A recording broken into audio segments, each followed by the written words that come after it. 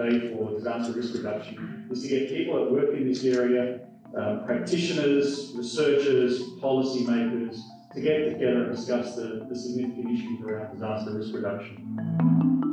If you're in the country, you're more likely to prepare than if you're on the urban fringe. Your perceptions of risk are elevated if you live in the country as opposed to on the urban fringe, even if the risk is just as high.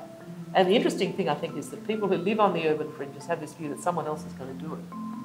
Whereas people in the country clearly have a view that, you know, they've got to roll up their sleeves and do it together. As I said, in terms of finding solutions to some of these problems, it's about partnerships. It's about working with people, the community to find out what they need and then being a conduit or facilitator to find those people who can find the solutions for them. But what we found is that the aggregated perceptions of risk, in other words, if you added up everyone's perception of risk, the communities that were best prepared and the individuals who were best prepared both had elevated perceptions of risk.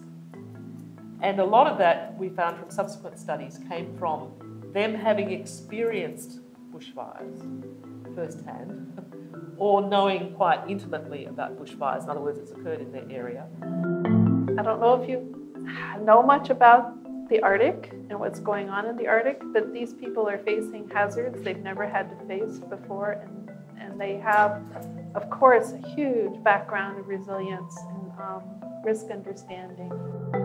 We found it difficult to pull apart community versus individual characteristics, but that participatory element, sometimes called social capital, networking and so on, that was critical. Communities that didn't have it didn't prepare very well. Communities that did prepared well. And it obviously suggests that intervention is possible.